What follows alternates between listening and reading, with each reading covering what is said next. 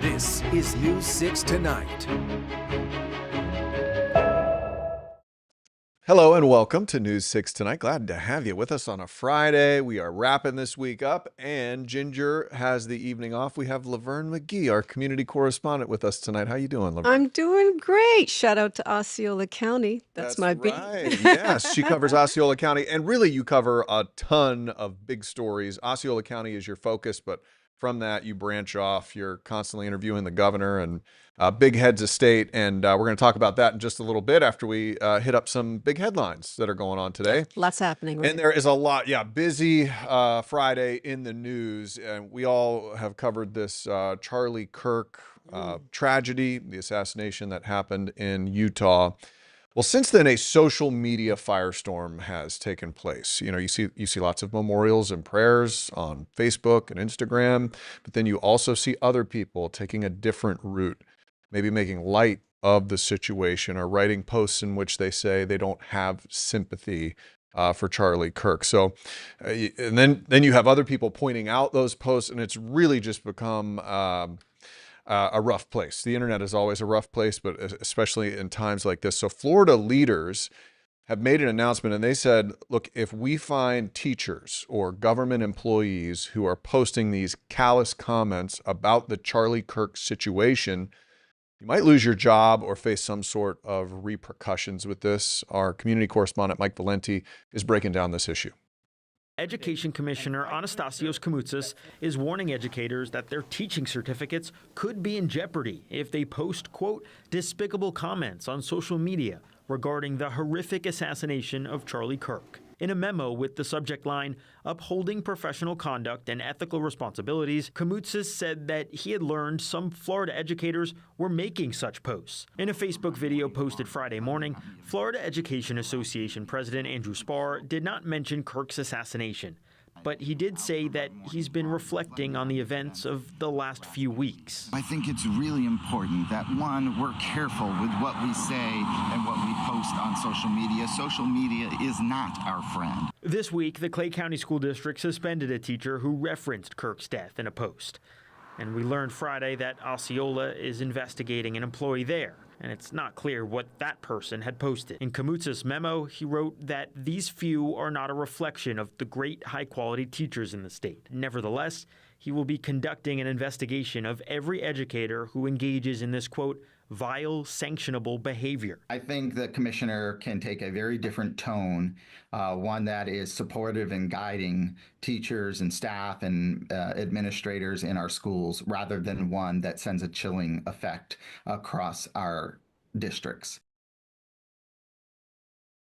Very complex issue that we're dealing with now. You have people who say, look, this is my First Amendment right. I'm allowed to say the things I want to say on the internet. And that is true, but courts have proven in many cases that even though you do have the right to say those things online, your employer also has the right to take that into account and maybe get rid of you. For instance, journalists, you and me, if we post something biased online, our jobs are in jeopardy. That's for sure. So, complicated issue. Some people, though, also say, where does this end? If I posted that I voted for this person, or something like that, could then the state get rid of me as well? So, it's a where do you draw the line sort of story. Yeah, I kind of feel like this is a defining moment, right? It's so unfortunate that it takes a tragedy to really get this conversation going. But you're right, this is a conversation, and a serious one, because which path are we taking, right? Which path do people want to go down? And you're right. There's so many elements to it. Your employer, your family, your social setting. I mean, all of this, factors into it. And we're just getting these comments that people are making, and it's stirring up a lot of emotions. People are very emotional, rightfully so. And it's really, there's no answer, right? But this is a point in time. This is one of those, we're journalists, and there's always kind of like something that really just shocks the country so much. And I feel like, this shocked the world, not just the country. did. You've got leaders from around the world who were, sending thoughts and prayers, weighing in, other people around the world chiming in. This is, to me, a defining moment. You're right. And we'll have to just wait and see what happens with this. We saw in that story that a teacher was suspended from their posts when it comes to this. Will they come back? Will they be able to keep their job? Will they lose that job? And how many of these government employees are going to face suspensions or maybe even termination? It's going to be an issue that goes on for quite some time. Yeah, and I feel like some professions in particular, if it's, taxpayer dollars going toward, or people like us who are supposed to be fair and not have any sort of opinion on things. We're just here to give people the correct information. It may also depend on what field you're in, too. Even business owners, we've seen time and time again in which somebody who has a business, they post a political leaning one way or the other, and then the people who follow them, who disagree with them, might stop going there or shopping there. And, it's interesting as a journalist, because it does not even cross my mind to post something, any sort of politically push one way or the other, because it's not even something. So, but a lot of the people I follow do it. Don't you wonder why people do it sometimes? Like, I get it. We've all got these opinions, but do you need to always share it with everybody? Like, is there like nothing that says to you, you know what? Maybe this is just something I want to share with my Maybe something to just talk best about friend. at the dinner table Yeah, or like, something. do I really want the entire world to know what I'm thinking? I just wonder what goes through people's mind, especially when they're in positions that are high profile, or community leaders. You think of teachers as community leaders. You think of people, like that.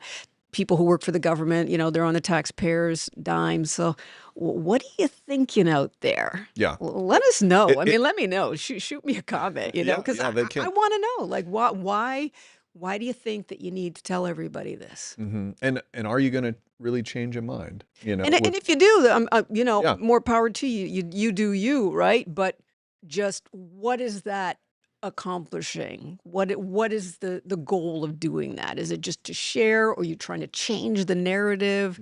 There's probably a combination of why people feel compelled to do it. And we do these stories over and over again. This one said this, they got fired. This one got canceled. So it's not like people don't know. You risk getting canceled. You have to know. Yeah, whatever you say online is out there for the world to see. Yeah. So we'll see how that continues to go. You also had a big story today. I did, yeah. So Orange County Supervisor of Elections, we had special elections for House District 40 and for Senate District 15. And so back in August, they had to send out these sample ballots, right? Because it was the seat was vacated. The late Senator Geraldine Thompson passed away, sadly, and so her seat was left open. And then LaVon Bracy Davis decided that she wanted to run for that seat. Her family had a strong passion and connection to that district and the late senator. And so her seat became open, and her chief of staff, Rayshawn Young, actually ran for it. but there was, the Democrats had to decide who was they voted for that, Primary. the primary, right? And long story short, the ballots went out with the wrong name on it. His name was not on the sample. winner was not on the sample Winner, ballot. yeah. Right. Like, we're smiling now because it's all been, worked through. But, at the time, like, so people get this in the mail, like over 80,000 people get this in the mail and it's got the wrong name on it and he gets it. Mhm. And he calls up like, whoa, what's Hey, up? yeah, and that's how he found out, Yeah, right? that's Like, how we found out. Yeah. And so and this is the supervisor of elections. Remember, this was her first actual election since being elected. And they say it was an error. They apologize. They owned up to it, the whole thing. Well, anyhow, long story short, the elections went off. Rayshawn won, whatever. Didn't affect him, luckily. But it cost taxpayer dollars. yeah. And, And you, and we got to find out what that is. right. And Yeah. you did a story on this today. Let's take a little peek at that. Do you have anything you'd like to say to taxpayers who may have been concerned? Just know that we have put in place other steps to make sure that these kind of mistakes don't happen again. And we had a very successful election, and I'm really proud of the team that we have here. So what was the total cost for the original mailers plus the new mailers plus the postage? Absolutely. So those two numbers combined were 112,000, or approximately 112,000. Does that seem like a lot for taxpayers have to pay for the error? It's absolutely a mistake that shouldn't have happened. So the initial mailing would have been a charge that we would have had to take on either way, mistake or not. It's a regulated mailing. So this $30,000 mistake is certainly something that we are taking accountability for and have rectified our procedures to not make it going forward.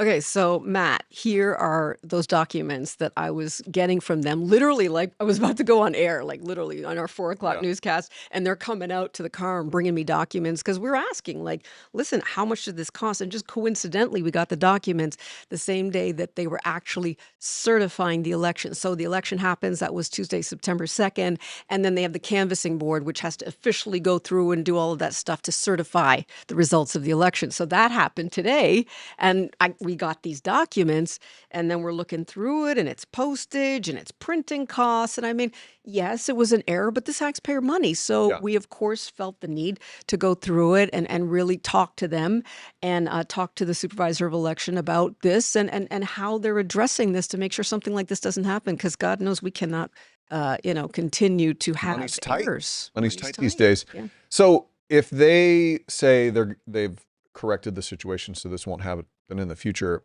what do they say did happen? How did they make this mistake? Have they been clear about that? They have not been, and let me tell you, I interview a lot of elected leaders, and I'm tough on them. I'm polite, but I'm tough on them. And I got to be honest.